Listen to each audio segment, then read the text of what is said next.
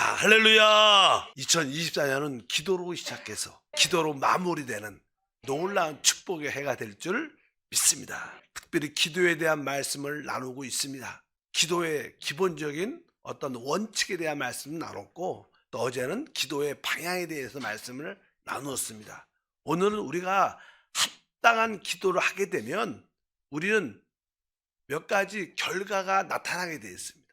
합당한 기도가 됐다, 그 뜻은 첫 번째로 우리 하나님께는 영광이 되는 겁니다. 영광. 그리고 두 번째는 우리가 내 자신을 위해서 기도하든 어떤 대상자를 위해서 기도하든 어떤 문제를 놓고 기도하든 간에 이 두 번째는 우리가 기도한 그 대상에 대한 어떤 유익이 나타나야 되는, 그러니까 우리가 사실 기도하죠. 그리고 세 번째는 사단에 대해서는 바로 부끄러움과 피해가 나타나야 된다. 이 합당한 기도의 결과는 이 세 가지의 결과가 나타나야 그것이 합당한 기도의 모습이다. 하나님께 영광이 되고 우리가 기도한 그 대상이나 문제에 대해서는 유익이 되고 사단에게는 부끄러움과 패배가 되는 놀라운 기도가 되기를 축복합니다. 그러한 의미에서 우리 주님은 너희가 기도할 때 조심해야 될 것이 있다, 몇 가지 말씀을 하셨습니다. 첫 번째는 마태복음 6장 5절에 기록되어 있죠. 또 너희는 기도할 때 외식하는 자와 같이 하지 말라. 그들은 사람에게 보이려고 회당과 큰 거리 어귀에 서서 기도하기를 좋아하느니라. 내가 진실로 너희에게 이르노니 그들은 자기 상을 이미 받았느니라. 이렇게 말씀합니다. 여기 보니까 너희는 기도할 때 외식하는 자 같이 하지 말라. 외식한다. 이것은 가면을 썼다는 거죠. 이렇게 우리가 종종 이렇게 가면 무도회 같이 얼굴을 이렇게 가리죠. 속은 안 좋은데 얼굴은 반짝 이렇게, 이런 것처럼 이 가면을 쓴다는, 외식한다, 이런 뜻을 갖고 있습니다. 그래서 우리가 기도할 때 연기하는 것처럼 하지 말아요. 연기. 그러니까 진짜 속과 밖이 다른 겁니다. 특별히 여기 보니까 기도할 때 외식하는 자의 특징은 무엇이냐면 그들은 사람들에게 보이려고 회당과 큰 거리에 어귀에 서서 기도하기를 좋아한다. 사람들에게 보인다. 그러니까 사람들의 어떤 칭찬, 아, 저분은 기도를 참 잘하셔, 어떤 사람들을 통해서 자기의 영광을 받기 위해서 그런 모습으로 기도를 해서는 안 된다. 오직 기도는 우리가 하나님께 드려지는 거죠. 하나님의 영광을 위해서. 그래서 남들한테 칭찬받고 인정받고 영광받기 위해서 그러한 기도의 동기가 우리 가운데 있어서는 안 될 줄 믿습니다. 왜냐하면 우리가 남들한테 칭찬받고 인정받고 받으려는 그러한 동기는 우리 육신에서 나오죠. 육신의 정욕. 항상 우리 육신 안에 누가 있습니까? 사실 사단이 있어요. 그렇기 때문에 그것은 뭐예요? 사단한테 부끄러움이 아니라 사단에게 높여주는 결과를 가지고 오니까 우리가 붓을 분명히 이뤄야 돼. 하나님, 나의 기도가 외식하는 기도가 되지 않게 도와주시옵소서. 우리가 또 금식 기도할 때도 특별히 그런 얘기죠. 금식 기도할 때도 그렇게 표현합니다. 16절에 이어서 보니까 금식할 때 너희는 외식하는 자들과 같이 슬픈 기색을 보이지 말라. 그들은 금식하는 것을 사람들에게 보이려고 얼굴을 흉하게 하느니라. 뭐 이렇게 금식도, 아, 나 지금 금식하고 있어. 또 내가 금식하면서 내가 얼마나 신령한지를 알아야 돼. 그러한 모습을 보여주려는 그런 동기를 갖고 기도하면 그것은 하나님이 기뻐하지 않는다. 그래서 주님은 우리에게 외식하는 자 같이 기도하지 말라고 말씀합니다. 우리 하나님은 사실 모든 것을 알고 계시죠. 그리고 모든 것을 보고 계십니다. 특별히 우리 주님은 은밀하게 기도하는 걸 좋아하신다. 은밀하게.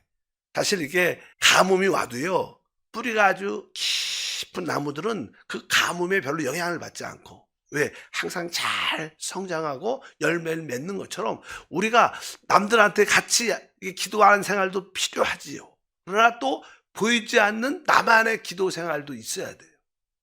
모일 때만 기도하는 게 아니라 개인적으로 나만이 하나님과 함께 은밀하게 기도하는 그런 시간을 하나님이 기뻐하시고 특별히 그럴 때 하나님이 응답해 주신다. 그래서 우리 6장 6절에 보니까 너는 기도할 때 내 골방에 들어가 문을 닫고 은밀한 중에 계시는 내 아버지께 기도하라. 은밀한 중에 보시는 내 아버지께서 갚으시리라. 그러니까 우리가 보이는 기도도 중요하지만 많은 경우에 개인적으로 보이지 않는 시간에 은밀한 중에 주님과의 기도를 간구하면 우리 하나님이 아주 뭐라고 써있냐면 은밀한 중에 보시는, 우리 하나님은 은밀하게 보시는 그런 요소가 있어요. 그분이 바로 우리의 기도를 갚아주신다. 한번 좀 나의 기도가 이렇게 외식하는 그런 모습이, 알게 모르게 그런 모습이 있었다면 회개하고 돌이키는 우리 모두가 돼야 될 줄 믿습니다. 두 번째는 보니까 6장 7절과 8절에 나옵니다. 또 기도할 때 이방인같이 중언부언하지 말라. 그들은 말을 많이 하여야 들으실 줄 생각하느니라. 그러므로 그들을 본받지 말라. 구하기 전에 너에게 있어야 할 것을 하나님 너희 아버지께서 아시느니라. 여기 보니까 이방인같이 증언부언하지 말라 이렇게 말씀합니다. 사실 증언부언한다는 것은 의미도 없는 말, 그런 말을 계속 반복하는 의미를 말해요. 어떻게 보면 이렇게 기도의 시간을 이렇게 느리기 위해서, 남들한테 기도 오래 하는 것을 보이기 위해서, 어찌하든지 의미 없는 빈말을 계속 반복적으로 이렇게 하는 것을 의미합니다. 그래서 종종 어떤 분들은 이런 말씀 들으면 혹시 방언기도도 포함돼요? 그렇게 얘기하는 분도 있어요. 방언도 뭐 기도를 우리가 할 때 보면 어떤 단어들이 제한돼 있죠. 그리고 그런 제한을 이렇게 기도하는데 그것도 어떻게 보면 중언부언이 아니라 그런 뜻은 아닙니다. 우리가 중언부언은 사실 우리가 방언을 할 때도 우리가 영 안에 계신 주님을 바라보고, 이게 되게 중요한 겁니다.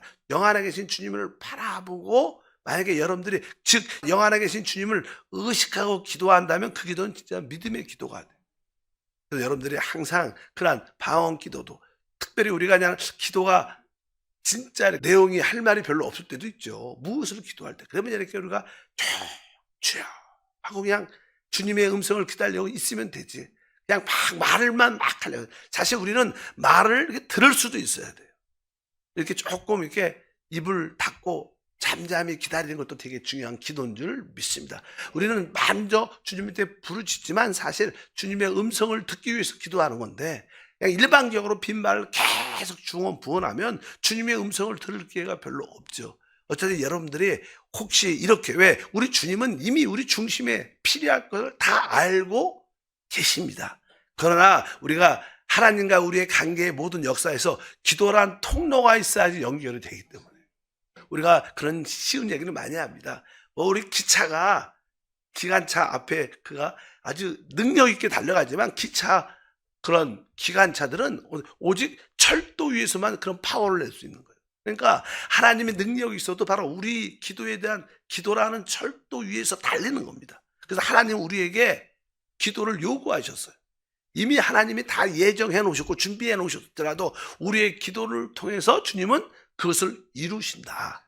바로 우리의 기도는 하나님의 동역이 돼야 된다. 그래서 기도할 때 빈말하지 말고 우리가 많은 말보다는 그 말에 믿음이 있는 게 중요해요. 많은 말보다는 내가 한 단어를 고백해도 그 단어에 믿음이 들어가 있어요. 한 단어, 한 말 한 말 고백할 때마다. 그래서 이방인들은 말을 많이 해야 들을 거라고 생각하지만 우리 주님은 그렇지 않다. 오늘 말씀에도. 왜냐하면 그러므로 그들을 본받지 말라. 구하기 전에 너희에게 있어야 할 것을 하나님 너희 아버지께서 아시느니라. 이렇게 우리가 분명히 알아야 될 줄을 믿습니다. 그래서 많은 말보다는 믿음 있는 기도를 해야 된다. 그렇다면 나의 기도의 그 믿음의 말들은 얼마나 많이 있었는가. 그래서 여러분들이 다시 한번 주님이 세 가지 아까 말씀드렸면서 하나님께는 영광, 우리 기도의 대상자에게는 축복과 유익, 사단에게는 부끄러움과 패배가 확실히 기도 안에 나타나야 그것이 합당한 기도고 우리에게 놀라운 은혜와 축복이 함께할 줄 믿습니다. 이렇게 주님은 말씀하시고 나서 이제 그러니까 너희는 이렇게 기도해야 된다. 그리고 그 뒤에 주기도문을 가르쳐 주시고 너희는 이렇게 기도하라. 하늘에 계신 우리 아버지요. 어제 그 얘기를 했어요. 그래서 하나의 기도의 방향성이다. 우리가 왜 기도하는가? 사실 우리가 기도하는 것은 바로 하늘에서 이루어진 것이 이 땅에도 온전히 이루어지기 위해서 기도하는 거예요. 그러면서 하늘에서 이루어진 것이 무엇이냐? 그분의 이름이 거룩히 여김을 받으셨죠. 그리고 하나님의 다스리는 통치 나라가 완전히 이루어져 있죠. 그곳. 그리고 바로 그곳에는 원수 마귀가 완전히 도말된 곳입니다. 그래서 천국이죠. 그리고 지금 이 땅에서도 그런 세 가지들이 이루어지기 위해서 우리가 기도를 해야 된다. 이런 기도를 많이 할 수 있기 위해서 우리가 일용할 양식이 필요하죠. 일용할 양식이 부족하면 우리가 이런 기도를 해낼 수 없습니다. 그런 주기도문을 기도의 방향성에 대한 설명을 쭉 하고 나서 우리가 그 마지막 뒤 뭐라고 써 있습니까? 다시 13절, 우리를 시험에 들게 하지 마시옵고 다만 악에서 구하시옵소서. 나라와 권세와 영광이 아버지께 영원히 싸움나이다. 아멘. 그러면 다 끝났다고 생각하지만 그리고 나서 그 뒤에 구절이 중요한 구절입니다. 우리 14절에서 15절 읽어보니까 그 다음 구절이 너희가 사람의 잘못을 용서하면 너희 하늘 아버지께서도 너희 잘못을 용서하려니와 너희가 사람의 잘못을 용서하지 아니하면 너희 아버지께서도 너희 잘못을 용서하지 아니하시리라. 이렇게 말씀하셨습니다. 이제 뭐가 나와요? 다른 사람의 잘못을 용서해야 돼요. 지금은 기도에 대한 이야기를 기도하는 이야기를 이 얘기를 하신 거예요. 그러니까 우리가 기도할 때 다른 사람의 잘못을 용서하지 않으면 그 기도는 하나님이 볼 때 의미가 없는 거예요. 우리는 진짜 다른 사람을 용서해야 마음에 진짜 하나님뿐만 아니라 모든 사람과의 관계에서 평강이 있어야 돼요. 평강. 그렇지 않으면 그 기도는 어떻게 보면 응답되지 못하고 아까 말한 것처럼 하나님께 영광도 되지 못하고 나한테 유익도 되지 못하고 사단에게만 승리를 주는 그런 기도가 될 수 있다는 거예요. 그래서 우리가 기도할 때 다른 사람을 용서하는 것이 얼마나 중요한지. 용서. 어떻게 사람들에게 어떻게 보면 상처받은 사람에게는 가장 어려운 일입니다. 뭐 사랑보다 용서가 훨씬 어렵죠. 용서는 진짜 큰 용기가 필요해요. 사랑은 그냥 뭐 사랑하는데 뭐 용기가 필요하겠어요? 좋은데 그냥. 그러나 용서는 진짜 큰 결단이 필요하고 용기가 필요한 것을 우리가 알아야 됩니다. 그래서 주님이 우리가 기도할 때 너희가 사람의 잘못을 용서하면 너희 하늘 아버지께서 너희 잘못을 용서하실 것이다. 항상 기도할 때 내가 모든 사람의 실수와 허물들을 용서하겠다는 그런 마음과 고백이 함께할 줄 믿습니다. 종종 우리가 상처받은 사람에 대해서 가정에서 뭐 그냥 부부끼리 그럴 수도 있고 또 이렇게 동료끼리 그럴 수도 있고 어떤 일을 하다가 교회 봉사하다가 그냥 상처를 받아 하나님 내가 억울한데 어떻게 그분이 나한테 이럴 수가 있어요. 진짜 억울합니다. 하나님 도와주세요. 그런 기도 종종 해왔잖아요. 근데 그런 기도가 대부분 응답이 안 되죠. 열심히 해도.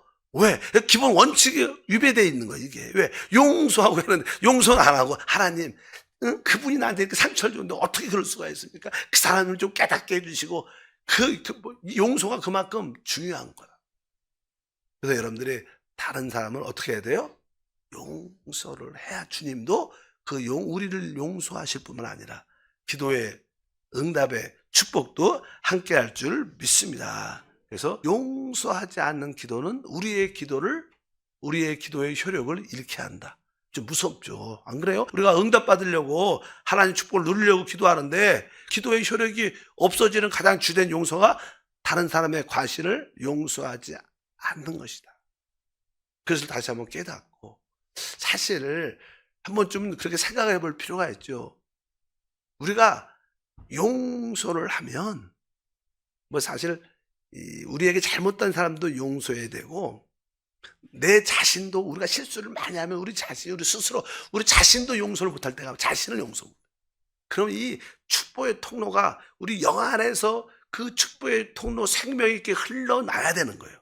근데 그 생명의 통로가 막힌다는 뜻입니다. 그러니까 어떻게 흐름이 없으니까 응답이 있을 수가 없는 겁니다. 그러니까 우리 영 안에 그 생명이 그냥 흘러나와야 되는데 사실 기도 응답은 어떻게 보면 우리 영 안에 계신 생명이신 주님이 우리 안으로 흘러나오는 거예요. 우리 마음으로 흘러나오면 마음이 치유되고, 우리의 육신으로 적셔지면 육신이 치유되고, 그 결과 환경이 치유되고 살아나지 않습니까? 그래서 생명의 흐름이 있는 것이 어떻게 보면 기도 응답인데, 근데 우리가 용서하지 못하면 그 생명의 흐름을 어떻게 방해하는 겁니다. 그래서 우리가 용서가 얼마나 중요한지, 그래서 성경은 사랑한 단어보다 용서하라, 용서하라, 그것이 훨씬 신약 성경에 많아. 왜? 용서해야 뭐예요? 주님이 우리 안에서 흘러나와 우리를 살리고 회복하는 역사가 나타나기 때문에. 주님도 우리 안에 영적으로 갇혀 있다 그러죠? 우리 영 안에 계시니까. 그분이 혼으로 확장돼야 되는데 나오지 못하는 거예요. 그래서 기도는 우리의 영을 해방해서 주의 생명이 흘러나오는 것인데, 근데 그 통로를 막는 것 중에 하나가 다른 사람의 과실을, 실수를, 잘못을 용서하지 않는 거예요. 그래서 이게 중요한 기도를 쭉 하다가 그냥 이 말씀이 딱 기록돼요. 14절과 15절 말씀에 용서해야 돼. 진짜 기도의 효력을 가지려면 우리는 용서해야 될 줄 믿습니다. 왜냐하면 우리가 모든 시야가 영적인 시야를 가지고 있습니다. 우리 믿는 사람들은 영의 세계를 살고 있기 때문에. 근데 어떤 사람이 잘못했으면 사실 그 사람의 문제가 아니라 그 배우 위에 있는 뭡니까? 사단의 문제예요. 영적인 악한 영의 문제, 미혹의 영의 문제죠. 거기에 그 사람이 쓰임받는 통로가 된 거예요. 그래서 우리는 사람은 미워하지 말고 그 배후 위에 있는 원수에 대한 우리가 원한을 가질 필요가 있어요. 뭐 우리 과부가 기도할 때 재판장에 가서 나의 원한을 갚아주시옵소서. 나의 원한을, 나의 원수에 대한 나의 원한을 갚아달라 그랬어요. 원한, 우리가 사단에 대해서는 원한을 가질 필요가 있어요. 얼마나 사단이 여러분을 그동안 속였고 괴롭혔고 힘들게 했는데 그거에 대해서는 별로 신경 안 쓰고 그냥 그 사람에 대해서 그렇게 불만과 안 좋은 마음을 갖고 있으면 안 되죠. 우리는 사람에 대해서는 항상 용서의 마음이 있어야 돼요. 그러나 그 배후에 있는 사단에 대해서는 강한 용서, 사단은 주님도 용서 안 하죠, 사단을. 제가 뭐 그런 생각을 해봤어요. 야, 우리 하나님 모든 걸 사랑으로 용서하셔요. 근데 하나님이 뭐예요? 사단은 그 한번 교만한 죄를 지고 하나님한테 버림받았는데 한번 용서해주면 될 텐데, 사단은 하나님 용서. 사단은 뭐예요? 하나님은 대적하시죠. 그러니까 교만한 자는 대적한다. 그 진짜 무서운 말, 교만이라는 게 얼마나 무서운지 모릅니다. 그런데 우리는 이 육신 안에 이 교만의 피가 흐르고 있어요.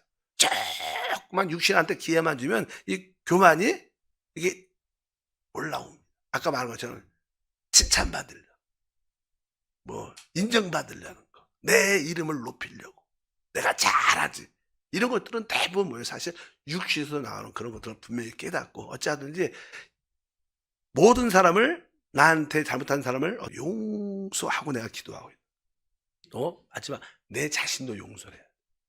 뭐 나도 육신을 갖고 있고 우리 연약하잖아요. 내가 잘못해도 그래, 그럴 수도 있고 내가 잘못할 수도 있지만 내가 나를 용서한다.